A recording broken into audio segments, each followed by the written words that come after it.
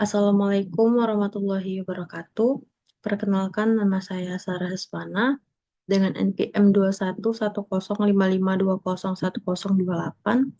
Besok saya di sini akan mempresentasikan mata kuliah etika profesi mengenai internet sehat oleh dosen pengampu Bapak Insinyur Dr. Abdul Rohan Basar, MKom. Pertama, apa itu internet sehat? Internet sehat, definisi sendiri adalah penggunaan internet secara bijak, baik, aman, dan bertanggung jawab untuk mendukung kehidupan sehari-hari, tanpa membahayakan diri sendiri atau orang lain. Untuk pentingnya internet sehat, yaitu mengurangi dampak negatif dari internet seperti kecanduan, cyberbullying, atau penyebaran informasi palsu. Untuk pengertian internet secara umum, istilah internet sehat memang menjadi beberapa topik wacana yang difokuskan pemerintah beberapa waktu lalu. Tapi, apakah arti dari internet sehat itu sendiri? Internet sehat dapat didefinisikan atau diartikan secara umum dan luas, yaitu dari kata internet yang memiliki makna yang luas, yaitu baik itu aktivitas browsing, downloading, maupun chatting. Eh, di sini ada beberapa pengertian dari internet sehat, yaitu yang pertama aktivitas manusia yang sedang melakukan kegiatan online, baik browsing, chatting, sosial media, upload dan download secara tertib, baik dan beretika sesuai norma-norma dan aturan yang berlaku di masyarakat. Internet sehat adalah cara berperilaku yang beretika saat mengakses suatu informasi dari internet.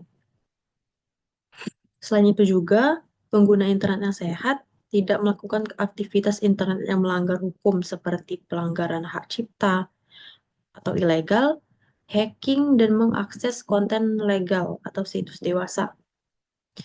Internet sehat juga merupakan internet yang digunakan untuk tidak mengakses konten-konten negatif seperti halnya situs porno sehingga orang tua saat ini harus lebih teliti soal anaknya yang sudah mengenai internet.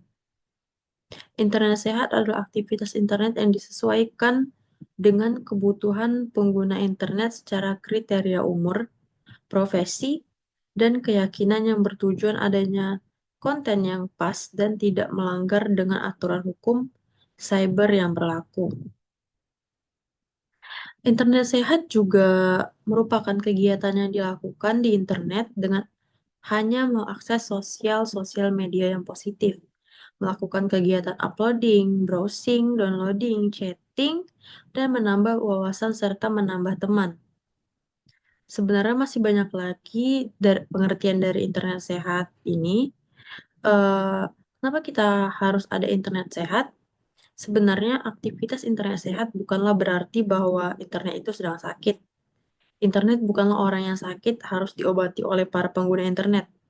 Gerakan internet sehat muncul karena aktivitas internet di dunia maya saat ini masih terbilang bebas tanpa ada aturan-aturan yang berlaku atau hukum yang ketat. Banyaknya aktivitas-aktivitas internet secara ilegal ini membuat internet menjadi teknologi yang cukup berbahaya. Aktivitas ilegal yang paling umum biasanya adalah wares, yaitu pelanggaran hak cipta suatu karya, cyberbullying atau penghinaan dan kata-kata kasar di internet, penghinaan dan pelecehan sara, konten dewasa, dan aktivitas kejahatan lainnya. Bagaimana cara kita menerapkan internet sehat? Internet sehat bisa dilakukan dengan mudah. Banyak aplikasi-aplikasi yang membantu para pengguna internet agar mereka aman dari kejahatan-kejahatan yang dilakukan di internet. Selanjutnya, apa itu manfaat internet sehat? Manfaat internet sehat yang pertama ada akses informasi, memperoleh pengetahuan dan informasi yang bermanfaat. Komunikasi positif, memudahkan interaksi sosial secara positif, baik di dunia pribadi maupun profesional. Pengembangan diri, platform pembelajaran online untuk meningkatkan keterampilan dan pendidikan. Internet sehat atau internet safety Juga bisa diartikan sebagai konsep penggunaan internet secara bijak dan sesuai dengan etika atau norma yang berlaku tanpa membahayakan keamanan diri sendiri ataupun orang lain. Seperti yang sudah kita ketahui tadi, salah satu manfaat dari internet sehat adalah dengan terjaganya privasi dan informasi pribadi agar terhindar dari bahaya pencurian data. Walaupun internet sangat berguna bagi kehidupan kita sehari-hari, tapi tidak semuanya punya manfaat.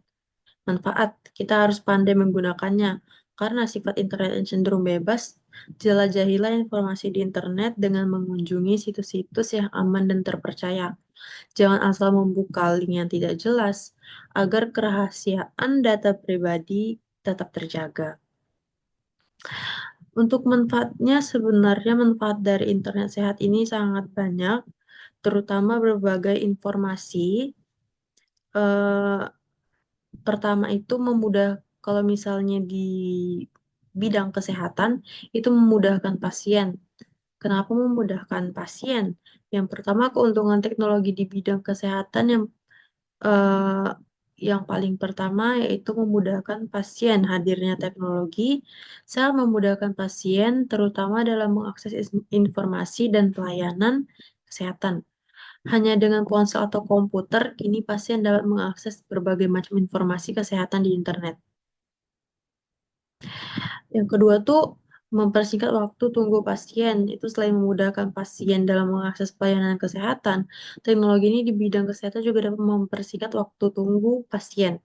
Biasanya jika Anda melakukan pelayanan kesehatan di rumah sakit, Anda bisa mengantri berjam-jam. Tapi karena ada internet sehat ini, dia bisa eh, melalui teknologi ini. Untuk manfaat dari internet sehat ini sangatlah banyak. Kita sudah jelaskan eh, tadi, itu ada 3: akses informasi, komunikasi positif, pengembangan diri. Juga ada sebagai sarana penambah wawasan. Kat- em, Juga sebagai media informasi dan mempermudah pekerjaan. Menurut internet dapat mempermudah pekerjaan yang dilakukan seseorang, terlebih saat kesulitan mencari informasi yang tidak ada pada media buku. Internet ini juga sebagai sarana hiburan, yaitu melalui ragam situs hiburan yang bisa dijumpai di internet untuk menghabiskan waktu luang yang dimiliki. Terakhir, internet dapat menambah pendapatan, yaitu dengan cara berbisnis secara daring atau online. Sangat banyak manfaat yang bisa didapatkan jika internet digunakan dengan baik dan benar, sehingga menjadi sebuah internet yang sehat. Internet sehat adalah sebuah bentuk keamanan saat mengakses internet, atau bisa dikenal dengan istilah internet safety. Adapun latar belakang munculnya gerakan internet sehat karena aktivitas di dunia maya saat ini terbilang cukup bebas tanpa adanya aturan ketat. Banyaknya aktivitas internet secara ilegal membuatnya menjadi teknologi yang cukup berbahaya. Selanjutnya ada prinsip-prinsip internet sehat.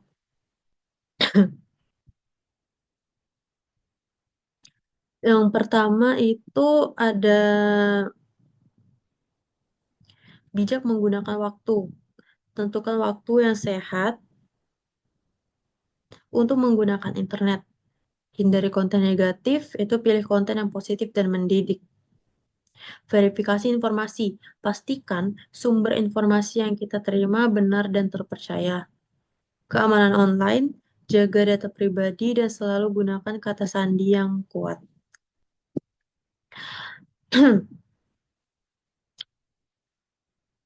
Namun seperti penggunaan internet yang tidak bijak dapat membawa dampak negatif seperti pencurian data, cyberbullying, atau terpaparnya informasi yang tidak valid. Oleh karena itu, sangat penting untuk menerapkan prinsip-prinsip bijak dalam menggunakan internet seperti yang sudah disebutkan tadi. Itu juga ada verifikasi sumber informasi. Internet dipenuhi dengan berbagai informasi, baik yang akurat maupun yang tidak dapat dipercaya. Sebelum membagikan atau mempercayai informasi, pastikan untuk memeriksa sumbernya. Gunakan situs yang terpercaya dan periksa fakta dari beberapa sumber lain untuk memastikan kebenaran informasi tersebut. Jaga privasi. penjagaan privasi. Melindungi privasi online adalah langkah penting dalam penggunaan internet. Jangan sembarangan membagikan informasi pribadi seperti alamat rumah, nomor telepon, atau data sensitif lainnya. Gunakan pengaturan privasi yang disediakan oleh platform media sosial atau aplikasi untuk mengontrol siapa yang dapat melihat informasi Anda. Gunakan kata sandi yang kuat. Kata sandi adalah pertahanan pertama terhadap upaya peretasan. Buatlah kata sandi yang kuat dan berbeda untuk setiap akun. Kombinasikan huruf dengan angka, huruf kecil, huruf besar, dan simbol untuk membuat kata sandi lebih sulit. Selain itu, pastikan untuk mengganti kata sandi secara berkala dan aktifkan autentikasi dua faktor jika memungkinkan. Selanjutnya, batasi waktu penggunaan. Kita harus bijak dalam menggunakan waktu di internet. Meskipun internet menawarkan berbagai manfaat, terlalu lama online dapat menyebabkan masalah kesehatan seperti gangguan tidur, produktivitas menurun, dan bahkan kecanduan. Tetapkan batas waktu harian untuk mengakses internet, terutama di media sosial agar Anda dapat tetap fokus pada hal-hal penting dalam kehidupan sehari-hari. Selanjutnya ada hindari konten negatif seperti poin kedua tadi, internet penuh dengan konten yang tidak sesuai atau bahkan merugikan, seperti ujaran kebencian, hoax, atau konten yang tidak sehat. Bijaklah dalam memilih apa yang Anda dapat konsumsi dan hindari konten yang dapat mempengaruhi kesehatan mental atau menyebabkan konflik. Bersikap baiklah di dunia maya. Komunikasi di internet seringkali dilakukan tanpa bertatap muka. Namun, ini tidak berarti bahwa etika bisa diabaikan. Berperilaku sopan dan menghormati orang lain di dunia maya sama pentingnya seperti di dunia nyata. Hindari memulai atau terlibat dalam cyberbullying dan jadilah contoh yang baik dalam berinteraksi secara online. Hati-hati dengan phishing atau penipuan. Penipuan online semakin canggih dan sulit diidentifikasi. Waspadalah terhadap email atau pesan mencurigakan yang meminta informasi pribadi atau keuangan. Jangan pernah mengklik tautan dari sumber yang tidak jelas atau tidak dikenal dan pastikan hanya berbelanja atau memberikan informasi di situs web yang aman. Manfaatkan internet untuk belajar dan berkarya. Selain untuk hiburan, internet juga merupakan alat yang sangat baik untuk belajar dan mengembangkan diri. Gunakan internet untuk mengakses kursus online, membaca buku digital, atau mengeksplorasi keterampilan baru. Internet adalah sumber daya yang luas, dan dengan bijak memanfaatkannya, Anda dapat mengembangkan pengetahuan dan meningkatkan produktivitas.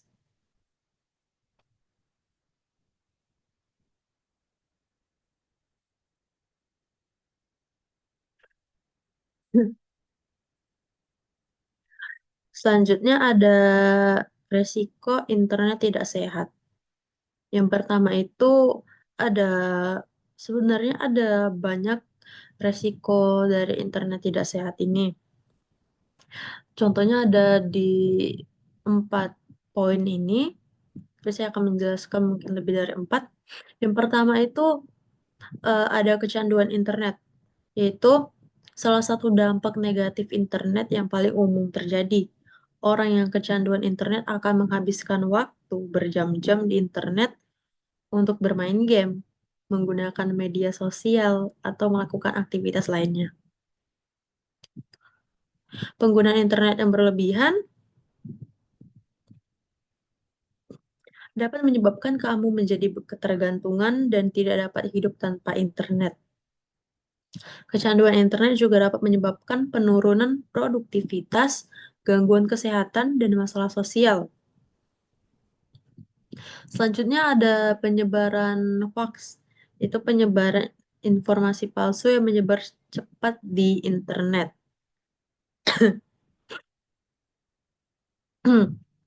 Internet merupakan sumber informasi yang sangat luas, namun tidak semua informasi yang tersedia di internet dapat dipertanggungjawabkan kebenarannya. Ada banyak informasi yang tidak benar atau menyesatkan yang dapat ditemukan di internet. Penyebaran informasi yang salah atau hoax dapat dengan mudah dan cepat tersebar melalui internet. Hal ini tentunya bisa menimbulkan berbagai masalah seperti kebingungan, ketakutan, konflik, atau bahkan pembentukan opini yang berujung pada perilaku cyberbullying. Bentuk bullying yang dilakukan media sosial elektronik seperti internet dan media sosial, cyberbullying dapat berdampak negatif bagi korbannya seperti depresi, kecemasan, dan bahkan keinginan untuk bunuh diri.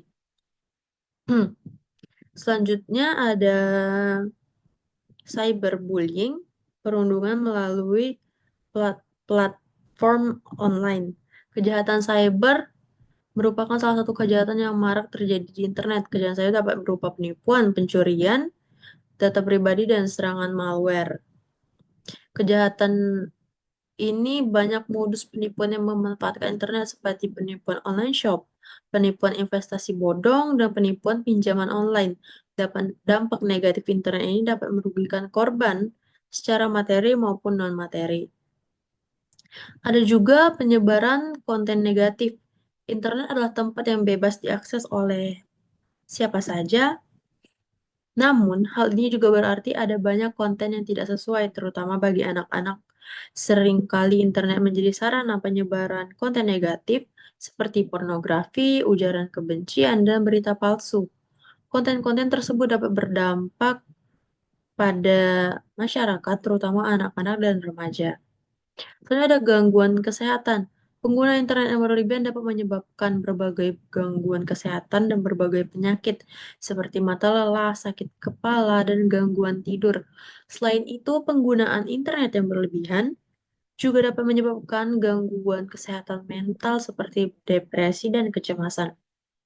Penggunaan internet yang berlebihan seringkali menciptakan tekanan untuk menciptakan citra yang sempurna yang dapat merusak harga diri seseorang. Sebenarnya ada keamanan data, ancaman peretasan, dan pencurian data pribadi. Untuk pencurian data pribadi, dampak negatif internet yang selanjutnya itu pencurian data pribadi pada internet. Internet memungkinkan pengguna untuk membagikan informasi pribadi mereka secara online. Hal ini dapat menimbulkan risiko gangguan privasi seperti pencurian identitas dan penyebaran informasi pribadi yang tidak diinginkan. Dengan semua data pribadi yang ingin dibagikan di online, gangguan privasi menjadi risiko yang harus diwaspadai, pencurian identitas, penyebaran informasi pribadi yang tidak diinginkan, dan pelanggaran privasi dapat mengancam keamanan. Ada seperti tadi kecanduan internet itu tidak dapat mengatur waktu jadinya. Kesulitan untuk mengatur waktu menjadi dampak negatif internet yang berikutnya.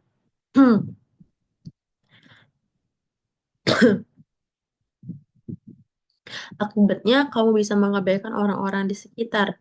Hal ini dapat menyebabkan masalah dalam hubungan sosial, baik dengan keluarga, teman, maupun pasangan.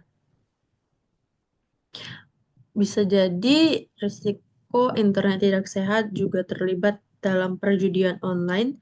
Konten perjudian online atau yang biasa disebut net gaming merupakan salah satu konten yang banyak digemari oleh pengguna internet. Perjudian online adalah permainan yang menggunakan uang atau barang berharga sebagai taruhannya. Namun, perjudian online juga dapat menyebabkan kecanduan, kerugian finansial, atau bahkan kebangkrutan.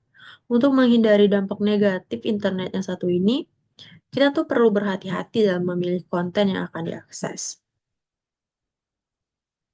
Selanjutnya, mengurangi interaksi sosial. Akibat dari adanya internet dan kita tidak bisa mengatur waktu, kita jadi kehilangan banyak waktu di sosial. Tujuan awal dari penggunaan internet yaitu memudahkan komunikasi dan akses informasi dari segala penjuru dunia, agar yang jauh terasa dekat. Namun sekarang, rasanya karena ada internet, jadi udah yang dekat menjadi jauh. Namun, internet juga bisa membuat kamu menutup diri dari kehidupan nyata.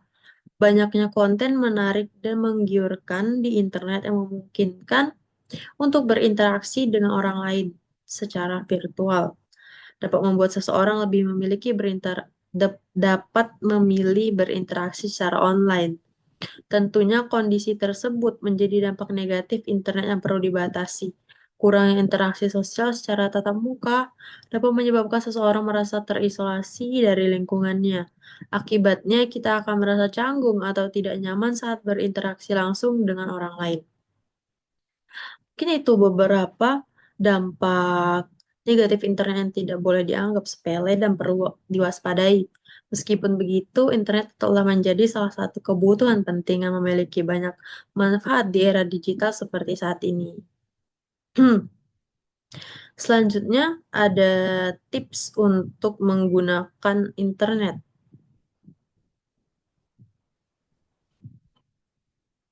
secara sehat. Yang pertama, batasi penggunaan media sosial. Tentukan penggunaan media sosial. Lakukan aktivitas offline. Jangan selalu melakukan aktivitas online melalui internet saja. Sempatkan waktu untuk kegiatan di luar dunia maya seperti berolahraga atau berkumpul dengan keluarga. Edukasi diri edukasi diri dan orang lain.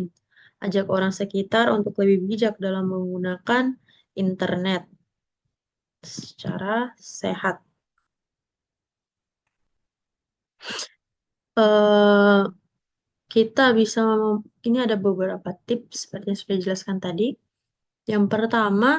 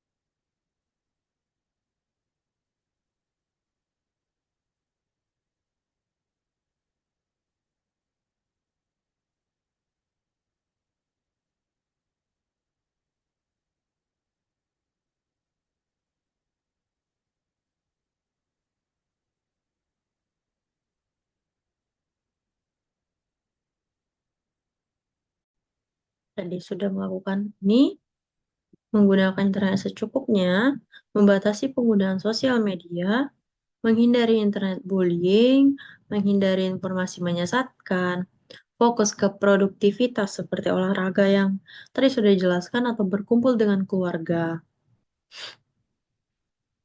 Contoh kasus internet sehat. Contoh kasus internet sehat. Kasus 1, penggunaan internet untuk belajar online dan mengakses kursus yang dapat meningkatkan keterampilan.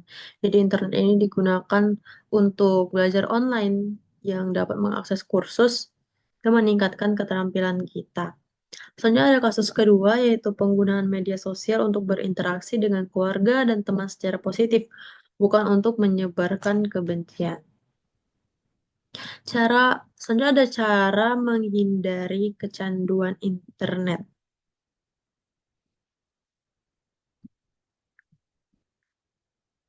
Mungkin semua orang ingin mencari tips ini karena semua sudah tercandu dengan internet. Yang pertama, sebelumnya kita jelaskan dulu apa itu kecanduan internet. Kecanduan internet itu yaitu ketergantungan yang berlebihan hingga mempengaruhi kesehatan fisik dan mental. Gejala kecanduan internet sendiri, waktu online berlebihan, mengabaikan kegiatan lain, dan rasa gelisah saat tidak terhubung dengan internet.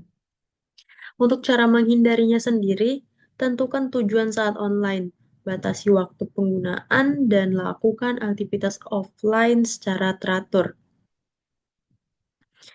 Hmm, untuk sebenarnya bukan tanpa alasan mengapa media sosial kini menjadi bagian kehidupan manusia. Pasalnya, platform ini memberikan kemudahan dalam berbagai hal, mulai dari kemudahan berkomunikasi, pendidikan, hingga bisnis. Namun, di sisi lain, Penggunaan internet atau media sosial secara berlebihan dapat menimbulkan efek negatif, seperti kecanduan media sosial. Jadi bagaimana tanda-tanda bahwa seseorang telah kecanduan? Seperti yang tadi sudah dijelaskan, secara umum penyebab kecanduan media sosial adalah dopamin otak yang meningkat yang memberikan rasa bahagia setelah seseorang mengakses media sosial. Akibatnya otak mengartikan aktivitas ini sebagai hal menyenangkan yang perlu dilakukan kembali atau berulang-ulang.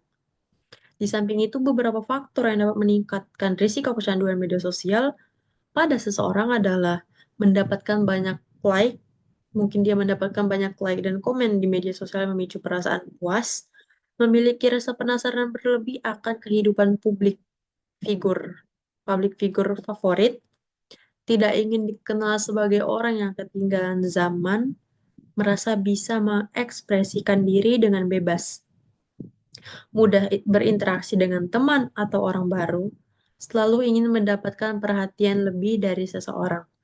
Gejala kecanduan media sosial bagi orang yang kecanduan medsos tidak membuka aplikasi selama 1 jam saja sudah bisa membuat harinya terasa kurang dan hampa, hingga cenderung merasa gelisah. Ini merupakan salah satu gejala kecanduan media sosial yang biasanya dirasakan pengidapnya.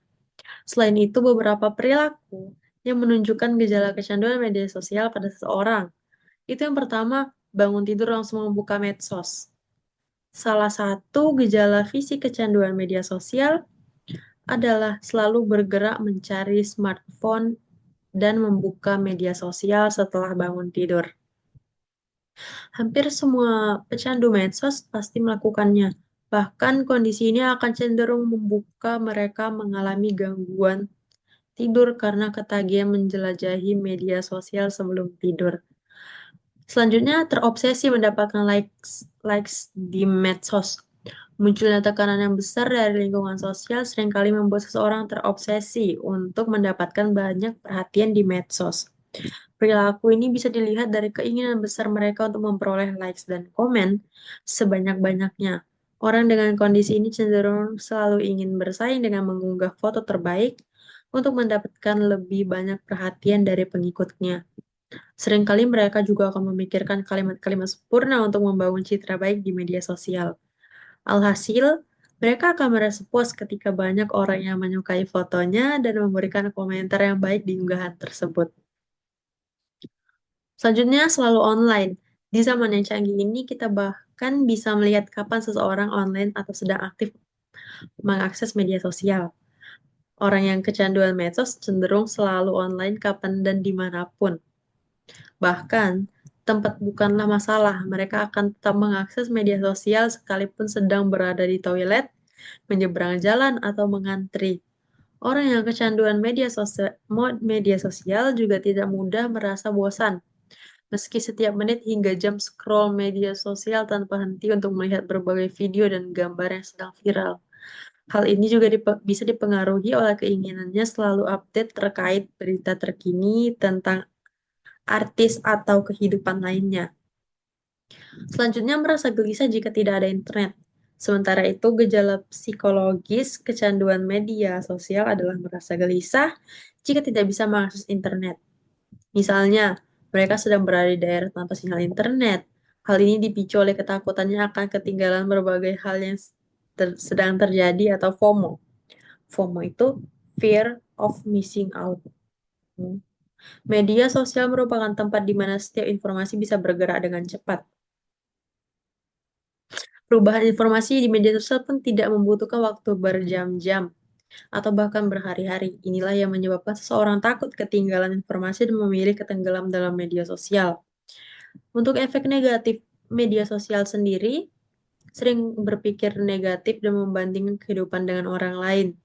Sulit fokus dan berkonsentrasi, kesulitan menyelesaikan tugas tepat waktu, komunikasi dengan orang lain menjadi renggang, pola makan tidak teratur karena terbuai pada media sosial, sehingga melupakan waktu makan, mengalami kegelisahan terhadap FOMO, menurunnya prestasi di sekolah atau tempat kerja, kemampuan untuk berempati dengan orang lain menjadi berkurang, Pola istirahat terganggu beresiko mengalami gangguan tidur seperti insomnia.